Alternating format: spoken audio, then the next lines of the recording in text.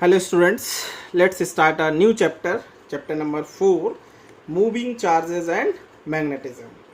तो आज से मैग्नेटिज्म स्टार्ट करते हैं। तो मैग्नेटिक फील्ड का बिहेवियर डिस्कस करेंगे। व्हाट इज़ मैग्नेटिक फील्ड से देखेंगे हम लोग, जबकि अभी तक हम लोग इलेक्ट्रिक फील्ड की बात कर रहे थे। ठीक है, तो मैग्नेटिक फील्ड की बात करें, इट्स डिस्कवरी भी आप लोग ने हिस्ट्री सुना होगा मैग्नेटिक फील्ड का। तो डिस्कवरी पे जाए तो this phenomenon was first observed in an iron ore found in a town of Turkey which is called Magnesia. This iron ore was called magnetite. इनको मैग्नेटाइट कहा गया आयरन ओर को, किसके नेम पे? मैग्नीसिया के नेम पे ही। It has characteristic to attract some specific metals. ठीक है, आप लोग सभी ने सुना होगा कि जो है टर्की में मैग्नीसिया डिस्ट्रिक्ट में सबसे पहले देखा गया, ऑब्जर्व किया गया कि ब्लैक स्टोन्स कुछ थे जिनमें मेटल्स को, आयरन, निकिल, कोबाल्ट, इनको जो है अट्रैक्ट करने की प्रॉपर्टी थी, है ना। सबसे पहले कहाँ देखा गया था? मैग्नीसिया में। तो मैग्नीसिया डिस्ट्रिक्ट में देखा गया था टर्की के। तो मैग्नीसिया डिस्ट्रिक्ट के नेम, मैग्नीसिया जो उस टाउन का नाम था, उसी के नेम पे जो है इसको क्या कहा गया? आयरन जो और थे ब्लैक स्टोन्स, उनको मैग्नेटाइट कहा गया। ठीक है, और इनके पास ये प्रॉपर्टी थी कि ये स्पेसिफिक मेटल्स को क्या करते थे? अट्रैक्ट करते थे। जैसे ये कोई आयरन ओर है ना, आयरन ओर जिसको हम लोग कोई भी ब्लैक स्टोन ले लिया, और इसके सराउंडिंग में सपोज मान लो आयरन है, कोबाल्ट है, निकिल है, ये सराउंडिंग में है। तो जैसे कोई भी आयरन पीस होगा तो ये आयरन ओर उसको क्या मैग्नेटाइट क्या करेगा? अपनी तरफ अट्रैक्ट करेगा। ये प्रॉपर्टी थी इसमें, निकिल को भी, कोबाल्ट को भी, है ना। तो ये जो मेटल्स होते हैं जो अट्रैक्ट होते हैं मैग्नेटाइट की तरफ, उनको हम लोग मैग्नेटिक मेटल्स बोलते हैं। क्या बोलते हैं? Magnetic metals. ये सब मैग्नेटिक मेटल्स हैं, और एक सर्टेन डिस्टेंस तक ही कोई भी मैग्नेटाइट मटेरियल्स को अट्रैक्ट करता है। जो चारों तरफ जितनी डिस्टेंस तक करता है वही उसकी क्या है? Magnetic field. जिसे ग्रेविटेशनल फील्ड था, इलेक्ट्रिक फील्ड था सिमिलर। ग्रेविटेशनल फील्ड क्या था? The space around any body या मास जिसमें उसके ग्रेविटेशनल फोर्स को एक्सपीरियंस किया जा सके। इलेक्ट्रिक फील्ड क्या था? The space around the charge. इसमें क्या होगा? The space around the magnetite, in which magnetic जो मेटल्स हैं वो उसके मैग्नेटिक फोर्स को क्या कर सके? एक्सपीरियंस कर सके। तो ध्यान रखेंगे, मैग्नेटाइट के सराउंडिंग में कह सकते हैं there exist a vector force field is surrounded of or के सराउंडिंग में एक फील्ड होता है। This field was named magnetic field. उसी को हम लोग क्या कहते हैं? Magnetic field. It is denoted by B vector. किससे रिप्रेजेंट करते हैं? B vector. Its unit is Tesla. In MK system में मैग्नेटिक फील्ड की यूनिट क्या होती है? टेस्ला। सीजीएस सिस्टम में इसकी यूनिट क्या यूज करते हैं? गॉस। और 1 gauss is equal to 10⁻⁻⁴ Tesla. कभी भी अगर जो गॉस में गिवन है तो पहले हम उसको टेस्ला में चेंज कर लेंगे। एमके सिस्टम में हमेशा क्वेश्चन सॉल्व करते हैं न्यूमेरिकल्स में, तो ध्यान रखेंगे। ठीक है, तो डिस्कवरी के बारे में ध्यान रखेंगे, मैग्नेटिक फील्ड की डिस्कवरी। तो डिस्कवरी में क्या बताएंगे? This phenomenon was first observed in an iron ore found in a town of Turkey Magnesia. Magnesia में आयरन ओर को फर्स्ट टाइम ऑब्जर्व किया गया। This iron ore was called magnetite. उन आयरन ओर को क्या कहते थे? Magnetite. It has characteristic to attract some specific metals. ठीक है, तो आयरन ओर है कोई ये मैग्नेटाइट जिसको बोलेंगे। सराउंडिंग में सपोज मैग्नेटिक मेटल्स है, मैग्नेटिक मेटल्स जिनको ये मैग्नेटाइट क्या करे? अट्रैक्ट करता है। ठीक है, तो जिस कौन कौन से होते हैं? जैसे आयरन है, निकिल है, कोबाल्ट है, ये दिखते हैं, इनमें अट्रैक्शन ज़्यादा होता है। There exist a vector force field is surrounded of or के सराउंडिंग में एक वेक्टर फील्ड होती है। This field was named magnetic field. It is denoted by B vector. Its unit is Tesla. MK system में कैसे आया इसकी भी बात करेंगे। निकोला टेस्ला साइंटिस्ट के नेम पे इसकी यूनिट है टेस्ला, है ना। और सीजीएस सिस्टम में इसकी यूनिट है गॉस, और 1 gauss is equal to 10⁻⁻⁴ Tesla होता है। ये तो सिंपल सी बात है कि किसी भी मैग्नेट के सराउंडिंग में क्या होता है? मैग्नेटिक फील्ड होता है। तो इजी बात है, लेकिन आप 10th स्टैंडर्ड में भी एक पढ़ चुके हो, मैग्नेटिक इफेक्ट ऑफ करंट, है ना, ओरस्टेड एक्सपेरिमेंट, कि किसी भी वायर में करंट फ्लो हो रहा है या किसी भी इलेक्ट्रिकल सर्किट में करंट फ्लो हो रहा, तो उस वायर के सराउंडिंग में क्या होता है? मैग्नेटिक फील्ड प्रोड्यूस होता है ना। तो ओरस्टेड ने ऐसा ऑब्जर्व किया था। तो थोड़ा सा उस मैग्नेट्स के चारों तरफ तो मैग्नेटिक फील्ड हो गई, समझ गए ना। करंट इलेक्ट्रिकल सर्किट के सराउंडिंग मैग्नेटिक फील्ड को ऑब्जर्व किया गया। सबसे पहले किसने ऑब्जर्व किया था? ओरस्टेड ने। तो ओरस्टेड ने इलेक्ट्रिसिटी और मैग्नेटिज्म को कंबाइन कर दिया थोड़ा सा। तो ये पॉइंट डिस्कस करते हैं पहले, मैग्नेटिक इफेक्ट ऑफ करंट। ठीक है, मैग्नेटिक इफेक्ट ऑफ करंट की बात कि कोई भी वायर है जिसमें करंट फ्लो हो रहा है तो उसके सराउंडिंग में मैग्नेटिक फील्ड प्रोड्यूस होता है, ये फर्स्ट ऑब्जर्व किया था किसने? ओरस्टेड ने। तो ओरस्टेड एक्सपेरिमेंट क्या था? Oersted observed that current carrying wire produces magnetic field in surroundings, है ना। Oersted observed that a current carrying wire produces magnetic field in its surrounding. Suppose जैसे ये के कंडक्टर है ए बी कंडक्टर है जिसमें बैटरी की और रियोस्टेट से कनेक्ट कर दिया। अब इसमें करंट ऐसे जा रहा राइट साइड में, ठीक है। तो देखा गया एक्चुअली इलेक्ट्रिकल सर्किट में ओरस्टेड काम कर रहे थे, इनके पास क्या था? एक बार मैग्नेट था इनके हाथ में। तो सर्किट में काम करते समय इनकी नज़र बार मैग्नेट में पड़ी, इन्होंने देखा बार मैग्नेट में डिफ्लेक्शन हो रहा है। तो उन्होंने सोचा हम तो इलेक्ट्रिकल सर्किट की बात कर रहे हैं, तो बार मैग्नेट में चेंज कैसे आ रहा है? तो इन्होंने क्या किया, ये की को ऑफ कर दिया, देखा मैग्नेटिक जो निडल था उसमें भी डिफ्लेक्शन बंद हो गया। तो फिर इन्होंने ऑन करके देखा तो फिर डिफ्लेक्शन था बार मैग्नेट में। फिर इन्होंने कहा बार मैग्नेट में चेंज आ रहा है करंट फ्लो होने की वजह से। तो वहीं से इन्होंने कंक्लूजन निकाला था कि किसी भी वायर में करंट फ्लो होता है तो उसके सराउंडिंग में मैग्नेटिक फील्ड प्रोड्यूस होता है। जैसे ये कंपास रखा इन्होंने, जैसे वायर में करंट फ्लो हो रहा तो कंपास रखा, तो ये सपोज नॉर्थ पोल ऊपर चला गया साउथ, तो थीटा एंगल ये बार में, जैसे कंपास ऐसा होता है हॉरिजॉन्टल, अब इसमें मैग्नेटिक फील्ड का इफेक्ट होगा तो वो क्या होगा? डिफ्लेक्ट होगा। तो ये मान लिया सपोज नॉर्थ पोल ऊपर की तरफ और साउथ पोल नीचे की तरफ क्या हो गया? डिफ्लेक्ट हो गया। और ये जो डिफ्लेक्शन है वो करंट के मैग्नीट्यूड के कैसा होता है? डायरेक्टली प्रोपोर्शनल होता है। जितनी ज्यादा करंट वायर में फ्लो हो रही होगी उतना ही ज्यादा magnetic field, strong magnetic field उसके सराउंडिंग में प्रोड्यूस होता है। ध्यान रखेंगे, strength of magnetic field is directly proportional to the current flow in the conductor, है ना। Strength of magnetic field is directly proportional to the current flow in the conductor. Conductor में जितनी ज्यादा करंट फ्लो होगी उसके surrounding में उतना ही strong magnetic field क्या होगा? प्रोड्यूस होगा। ठीक है, तो ओरस्टेड एक्सपेरिमेंट क्या था? ओरस्टेड ने क्या बताया था? Oersted observed that a current carrying wire produces magnetic field in its surrounding, है ना। तो कोई भी वायर है जिसमें करंट फ्लो हो रहा, कंडक्टर ए बी कंडक्टर में करंट फ्लो हो रही राइट में, तो कंपास निडल में डिफ्लेक्शन था। ये डिफ्लेक्शन थीटा डायरेक्टली प्रोपोर्शनल है आई के। मीन समझ गए ना कि जितना ज्यादा करंट फ्लो रहेगी उतना ज्यादा डिफ्लेक्शन होगा, क्योंकि उतना ही ज्यादा उसके सराउंडिंग में क्या होगा? मैग्नेटिक फील्ड होगी। तो strength of magnetic field is directly proportional to the current flowing in a conductor. ठीक है, if current in the conductor is reversed, अगर जो हम करंट की डायरेक्शन क्या कर दी जाए? रिवर्स कर दें। ठीक है बेटा, if direction of current in the wire is reversed, हमने जो है इधर निगेटिव टर्मिनल बैटरी का ले लिया, इधर पॉजिटिव, और ये की है।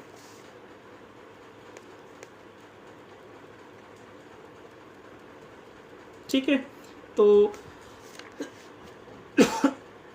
करंट अब जो है इसमें पहले किधर से किधर जा रहा था? ए टू बी, अब है बी टू ए करंट आ रहा, तो डिफ्लेक्शन भी चेंज हो जाएगा, है ना। अब इसका south pole towards the wire जाएगा, नॉर्थ पोल नीचे, है ना। ये नॉर्थ पोल पहले ऊपर था, अब थीटा एंगल किधर जाएगा? चला जाएगा नीचे।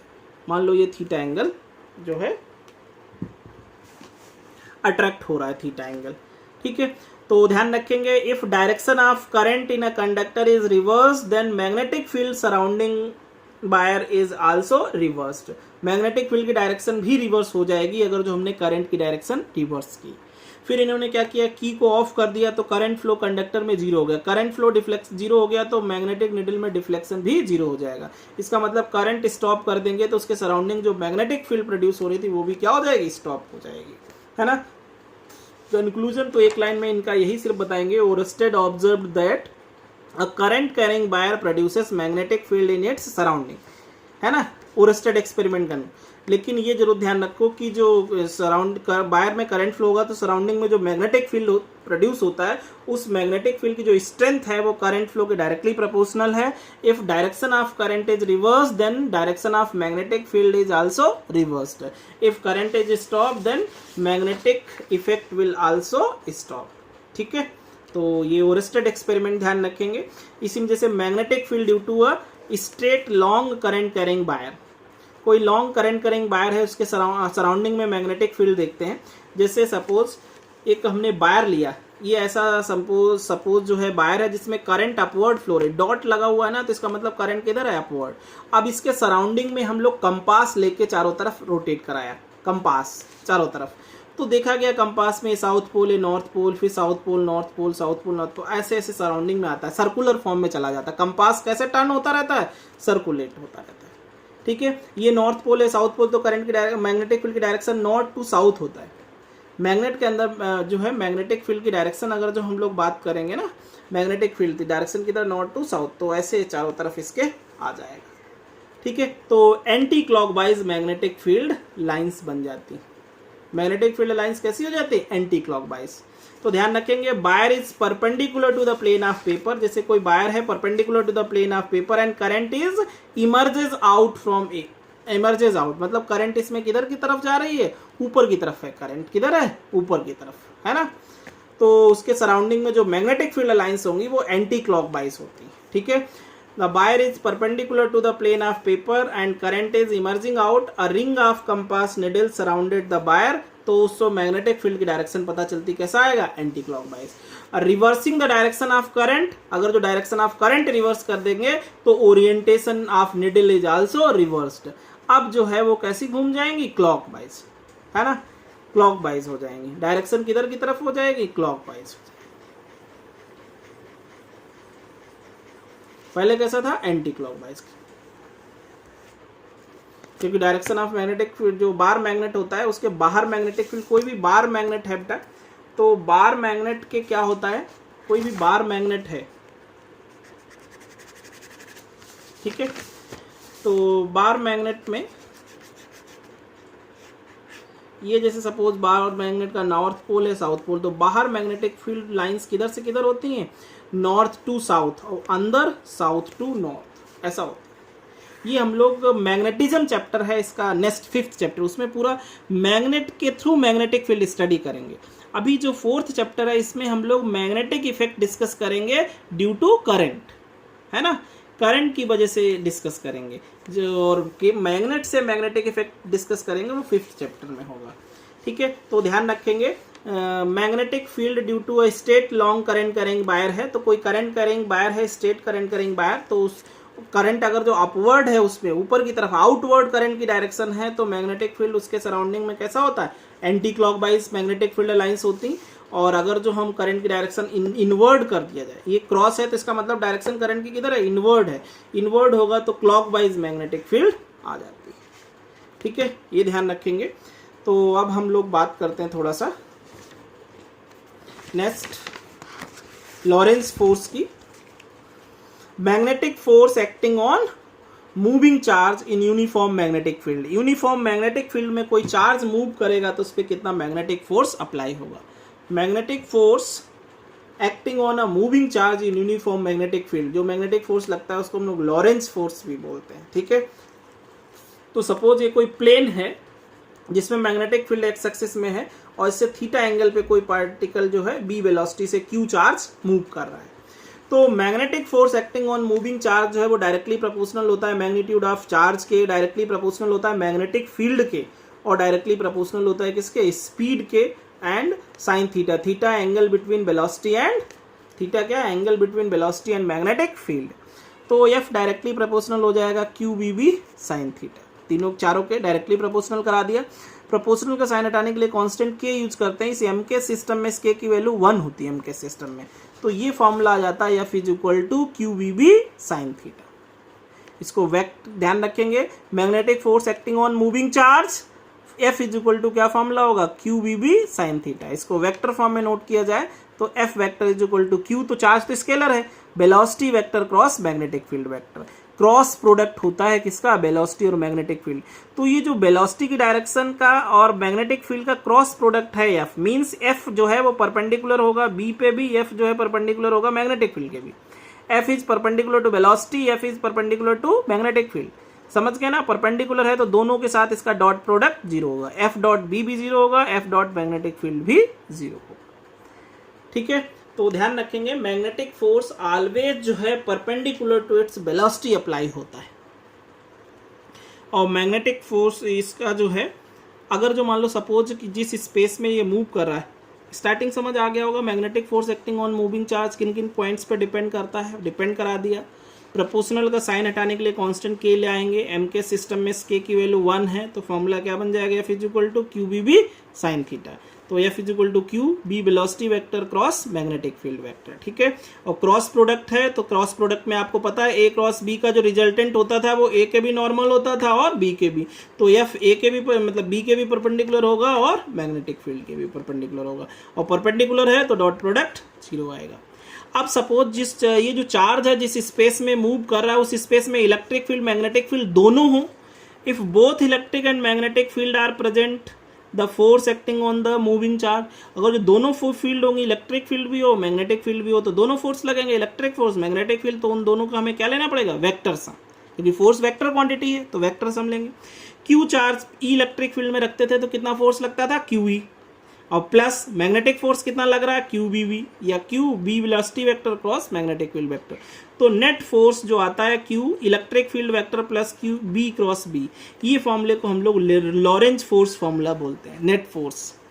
इफ चार्ज इन, इसी को लॉरेंज फोर्स कह सकते हो, ये भी लॉरेंज नहीं बताया है, या कंबाइन हम इसको भी बोलते हैं लॉरेंज फोर्स। किसको, F is equal to q E electric field vector plus velocity vector cross magnetic field vector, ये जो है लॉरेंज फोर्स फॉर्मूला कहलाता है, ठीक है।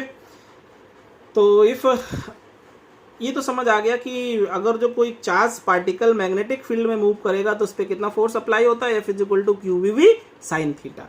अब फोर्स की डायरेक्शन कैसे निकालेंगे, ध्यान रखना बेटा, फोर्स परपेंडिकुलर टू वेलोसिटी और मैग्नेटिक फील्ड दोनों है। इसका मतलब जिस प्लेन में ये पार्टिकल मूव करता है, फोर्स की डायरेक्शन उस प्लेन के ही कैसे होती है, नॉर्मल। तो ये जो प्लेन, अगर जो पेपर ले लें तो फोर्स की डायरेक्शन प्लेन के फोर्स कैसी आएगी, नॉर्मल आएगी। तो ध्यान रखेंगे, magnetic direction of magnetic force is calculated by Fleming left hand rule. Direction of magnetic force is calculated by Fleming left hand rule. Direction of magnetic force is calculated by Fleming left hand rule. Fleming left hand rule क्या है, Fleming left hand rule ऐसे करते हैं, अगर जो हम लोग left hand की 2 फिंगर्स, 4 फिंगर और मिडिल फिंगर और थंब तीनों को इस टाइप से स्ट्रेस करें कि तीनों परपेंडिकुलर रहें, तो ये जो 4 फिंगर है ये in the direction of magnetic field, middle finger in the direction of motion of positive charge, then thumb represent the direction of force. ध्यान रखेंगे, middle finger in the direction of motion of charge, motion of positive charge, ठीक है। और magnetic field 4 finger, तो thumb represent करता है direction of magnetic force, ठीक है। इस लेफ्ट हैंड रूल से हम लोग मैग्नेटिक फोर्स की डायरेक्शन फाइंड करते हैं। Thumb represent force, 4 finger represent in the direction of magnetic field, middle finger direction of motion of charge. Positive charge है तो जो इस रूल से आएगा वही सही है। निगेटिव चार्ज मूव कर रहा हो तो भी ऐसे ही सेम फॉर्मूला अप्लाई करेंगे, मोशन की डायरेक्शन मैग्नेटिक फील्ड फोर्स, लेकिन जो फोर्स की डायरेक्शन आएगी उसको रिवर्स कर देंगे। सपोज अपवर्ड आ रहा तो क्या बताएंगे आंसर, डाउनवर्ड। निगेटिव चार्ज के लिए रूल सेम अप्लाई करो, बस जो फाइनल होगा वो जो आएगा उसको क्या करना पड़ेगा, रिवर्स। और पॉजिटिव चार्ज में जो आएगा वही सही, ठीक है। तो ध्यान रखेंगे, direction of magnetic force is calculated by Fleming left hand rule, ठीक है। या आप मैथमेटिकली देखना चाह रहे हो तो ध्यान रखेंगे, direction of force is experienced by moving charge is the direction of cross product of velocity and magnetic field, है ना, क्योंकि फोर्स की डायरेक्शन जो है वो क्रॉस प्रोडक्ट जो बी क्रॉस बी है तो इससे भी निकाल सकते हैं, ठीक है। तो मैथमेटिकली देखा जाए तो direction of magnetic force, direction of force experienced by a moving charge is the direction of cross product velocity vector cross field vector for a positive charge and opposite to the negative charge. अब जो cross product आएगा उसका हमें minus लेना पड़ेगा, तब किसकी आएगी, नेगेटिव चार्ज की डायरेक्शन आएगी। तो नेगेटिव के लिए हमको क्या करना पड़ेगा, रिवर्स करना पड़ेगा। ध्यान रखना बेटा, ऐसे ये किसकी डायरेक्शन है, 4 फिंगर मैग्नेटिक फील्ड की डायरेक्शन, ये middle finger in the direction of motion of charge, और थंब रिप्रेजेंट करता है फोर्स को, ऐसे, ठीक है। प्लस चार्ज है तो जो आएगा वही सही है, निगेटिव चार्ज है तो ऐसे ही निकालेंगे सेम, लेकिन बाद में जो डायरेक्शन अपवर्ड आ रही होगी तो उसको डाउनवर्ड ले लेंगे, लेफ्ट आ रही होगी तो राइट ले लेंगे, और राइट आ रही होगी तो लेफ्ट, ठीक है। तो अभी तक हम लोग ने ये पॉइंट डिस्कस किया। Magnetic force acting on moving charge, क्या फॉर्मूला आया, F is equal to Q B B sine theta. इसका प्रूफ काफी इजी है और वेक्टर फॉर्म में लिखते हैं तो F vector is equal to Q B velocity B vector cross B vector. ठीक है, तो जो है F वेक्टर दोनों का क्रॉस प्रोडक्ट था तो दोनों के परपेंडिकुलर होगा, तो दोनों के साथ उसका डॉट प्रोडक्ट 0 होगा। और अगर जो जिस फील्ड में चार्ज मूव कर रहा है वहां पे दोनों फील्ड है, इलेक्ट्रिक फील्ड भी है और मैग्नेटिक फील्ड भी है, तो दोनों फोर्स लगेंगे, इलेक्ट्रिक फोर्स भी और मैग्नेटिक फोर्स भी। कंबाइंड फोर्स का जो फॉर्मूला आता है उसी को हम लोग लॉरेंज फोर्स फॉर्मूला बोलते हैं। और direction of magnetic force is calculated by Fleming left hand rule. और direction of force experienced by a moving charge is the direction of cross product B cross B. Mathematically without left hand rule apply करे भी हम लोग solve कर सकते हैं कि cross product से निकाल सकते हैं, है ना, समझ गए ना बेटा। तो ऐसे करेंगे। अब इसमें देखते हैं आगे। देखो बेटा थोड़ा सा, जैसे ये हमने एक दो छोटे छोटे पार्ट लिए लेफ्ट हैंड रूल अप्लाई करने का। जैसे मैग्नेटिक फील्ड इसमें डॉट लगा हुआ है, तो मैग्नेटिक फील्ड किधर है, बाहर की तरफ है, और चार्ज्ड पार्टिकल किधर जा रहा है, नीचे की तरफ जा रहा है। अब लेफ्ट हैंड रूल अप्लाई करेंगे तो ये मिडिल फिंगर किधर होता था, ये 4 finger in the direction of magnetic field, तो मैग्नेटिक फील्ड ऊपर की तरफ हो जाएगा, ऊपर की तरफ। और जा किधर रहा है, नीचे की तरफ जा रहा है ना। तो आप इसको जो है ऐसे करके देखोगे, जा रहा है नीचे की तरफ और मैग्नेटिक फील्ड किधर है, ऊपर की तरफ है, तो किधर आएगा, लेफ्ट में आ रहा फॉर्मूला। फोर्स किधर लग रहा है, लेफ्ट में, तो हम इसमें फोर्स की डायरेक्शन क्या बताएंगे, रिवर्स करके राइट में बताएंगे। ऐसे फोर्स लग रहा होगा, ये समझ आया। मैग्नेटिक फील्ड ऊपर की तरफ लगाएंगे, चार्ज्ड पार्टिकल किधर जा रहा है, नीचे, तो नीचे कर देंगे। ठीक है, तो फोर्स लेफ्ट में जा रहा है लेकिन माइनस चार्ज है तो रिवर्स कर देंगे तो राइट में फोर्स आ जाएगा। अब इधर देखो, जैसे मैग्नेटिक फील्ड किधर जा रहा है, इधर है एक्स एक्सिस में, और चार्ज पार्टिकल किधर मूव कर रहा है, ऊपर की तरफ, तो सॉल्व कर लो, है ना। तो किधर जा रहा मैग्नेटिक फील्ड, देखो इधर की तरफ है, पार्टिकल मूव ऊपर कर रहा, तो फोर्स किधर जा रहा, अंदर की तरफ, इनवर्ड। और ये ठीक है प्लस चार्ज है तो जो डायरेक्शन आएगी वही सही है, तो इसमें जो फोर्स की डायरेक्शन होगी वो इनवर्ड होगी, अंदर की तरफ। इसमें देखो मैग्नेटिक फील्ड तो राइट में है लेकिन जो पार्टिकल मूव कर रहा है वो आउटवर्ड मूव कर रहा है, तो मैग्नेटिक फील्ड ऐसे राइटवर्ड ऊपर मूव कर रहा है, तो फोर्स किधर जा रहा है बताओ, पॉजिटिव बाई एक्सिस में जा रहा है, ऊपर की तरफ, तो प्लस चार्ज ही है तो ठीक है पॉजिटिव बाई एक्सिस में आ जाएगा, पॉजिटिव बाई एक्सिस में फोर्स आ जाएगा।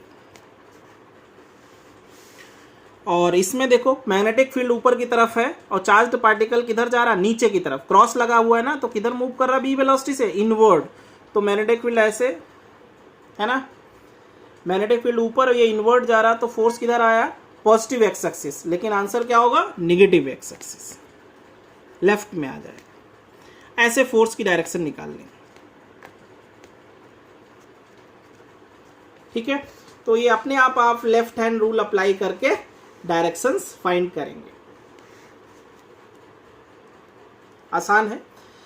प्रॉपर्टीज ऑफ मैग्नेटिक फोर्स की बात करते हैं, हालांकि डिस्कस कर चुके हैं, एक बार फिर से देख लेते हैं।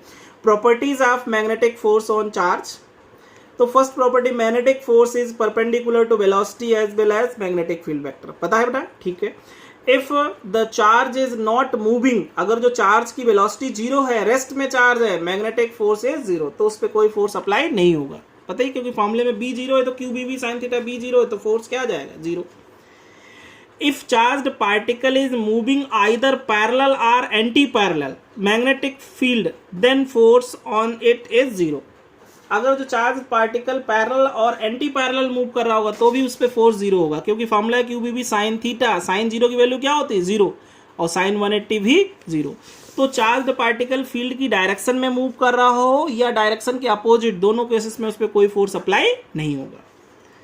Magnetic force cannot be change the speed and kinetic energy of the charged particle but changes its velocity and moment। Important बात है, लॉरेंज फोर्स जो है F equal to Q B B sine theta, magnetic force जो है वो speed या kinetic energy change नहीं करता है, क्योंकि आपको बताया magnetic force always perpendicular apply होता है। तो ये भी ध्यान रखो, work done by magnetic force is always 0, क्योंकि परपेंडिकुलर फोर्स लग रहा है ना, तो work done by magnetic force 0 है, तो वर्क एनर्जी थ्योरम से वर्क डन 0 है, तो चेंज इन काइनेटिक एनर्जी भी 0, इसका मतलब काइनेटिक एनर्जी क्या रहेगी, कांस्टेंट रहेगी। ठीक है, तो स्पीड भी magnetic force speed kinetic energy change नहीं करता है, केवल क्या चेंज कर सकता है, डायरेक्शन। और डायरेक्शन चेंज होगा तो जो वेक्टर क्वांटिटी है वो चेंज होगी। जैसे पूछा जाए मैग्नेटिक फील्ड में वेलोसिटी चेंज हो सकती है, हो सकती, क्योंकि डायरेक्शन चेंज हो रही तो वेलोसिटी चेंज हो सकती। मोमेंटम चेंज हो सकता है क्योंकि मोमेंटम भी वेक्टर क्वांटिटी है। बट स्पीड पूछा जाए चेंज होगा नहीं। काइनेटिक एनर्जी चेंज होगी नहीं, काइनेटिक एनर्जी स्पीड ये सब कैसे हैं, स्केलर क्वांटिटीज।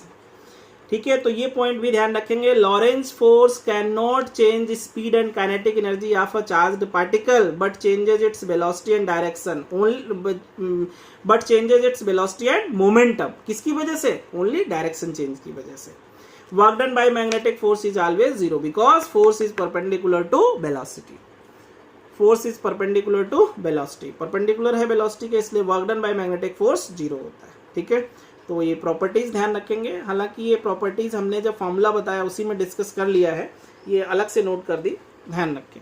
ठीक है, एक क्वेश्चन करते हैं।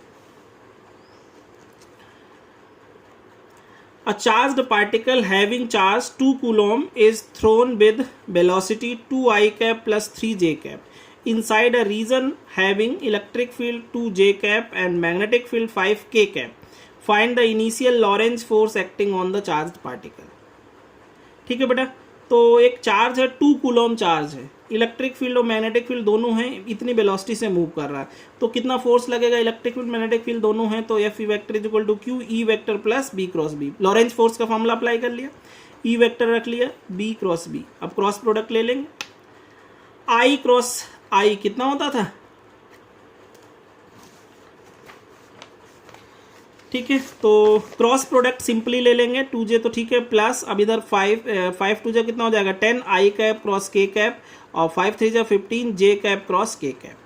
अब ये आप थोड़ा सा क्रॉस प्रोडक्ट आपको पता भी होगा, एंटी क्लॉकवाइज बताया था, आई कैप क्रॉस जे कैप है ना, आई के बाद जे के बाद के, ऐसा है तो सही रहता है ना। आई क्रॉस जे तो क्या हो जाता था के कैप, जे क्रॉस के है तो आई कैप और के क्रॉस आई है तो जे कैप। अब कम्यूटेटिव लॉ फॉलो नहीं करता था, अगर जो आपने उल्टा ले लिया जे क्रॉस आई तो क्या आता था माइनस के कैप, के क्रॉस जे है तो भी माइनस आई कैप और आई क्रॉस के है तो माइनस जे कैप, है ना बेटा। तो ध्यान रखो यहाँ पे जैसे आई क्रॉस जे के है तो आई क्रॉस के कितना होता माइनस जे कैप, है ना, समझ गए। तो यहाँ पे माइनस जे कैप हो जाएगा, जे क्रॉस के तो आई कैप हो जाता है। ठीक है, अब इसको हम लोग अरेंज कर लो, ये कितना हो जाएगा माइनस 10 जे कैप, है ना, और ये 2 जे कैप, है ना। तो इस टाइप से आपके पास 2 से मल्टीप्लाई कर लेंगे तो क्या आंसर आ जाएगा 30 आई कैप माइनस 16 जे कैप, लॉरेंज फोर्स आ जाएगा। और एक दो क्वेश्चंस देखते हैं।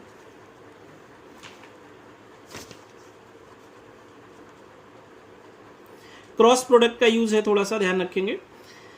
A charged particle of specific charges, specific charge समझ रहे हो ना, specific charge that is charge per unit mass, charge per unit mass दिया है 0.2 कूलॉम पर किलोग्राम, Q by m है ये, Q by m has velocity this at some instant in a uniform electric field, uniform field magnetic field है 5 i cap plus 2 j cap Tesla, find acceleration of charged particle at this instant।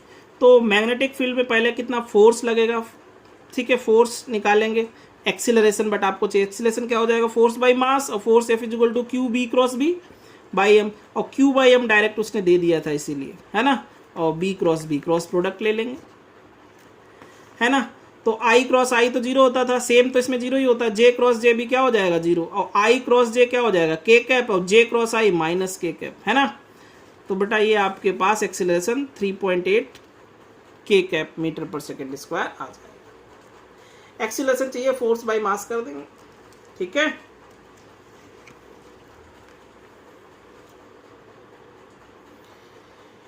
एक और देखते हैं question. A charged particle moving in a magnetic field this has a acceleration of this some instant, find the value of alpha. Alpha बताना है, तो आपको बता कि force is perpendicular to velocity, तो फोर्स परपेंडिकुलर टू वेलोसिटी है, तो acceleration जो फोर्स की डायरेक्शन होती है वही एक्सीलरेशन की डायरेक्शन होती है, तो एक्सीलरेशन भी परपेंडिकुलर टू वेलोसिटी होगा, और परपेंडिकुलर होगा तो दोनों का डॉट प्रोडक्ट जीरो होगा। तो बस एक्सीलरेशन नोट कर लिया और मैग्नेटिक फील्ड, है ना, और डॉट प्रोडक्ट करके जीरो कर दो तो आई का आई के साथ होता है तो आई डॉट आई वन क्या हो जाएगा 2 और इनका अल्फा, तो 2 माइनस अल्फा इक्वल टू 0, तो अल्फा इज इक्वल टू क्या आ जाएगा 2। फोर्स परपेंडिकुलर टू वेलोसिटी होता है तो एक्सीलरेशन भी परपेंडिकुलर टू वेलोसिटी होगा, और परपेंडिकुलर है तो डॉट प्रोडक्ट 0 आ जाएगा, है ना।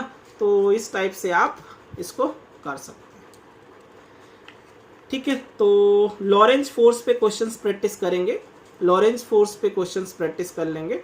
आज के लिए इतना ही रखते हैं, है ना। चलिए फिर आज के लिए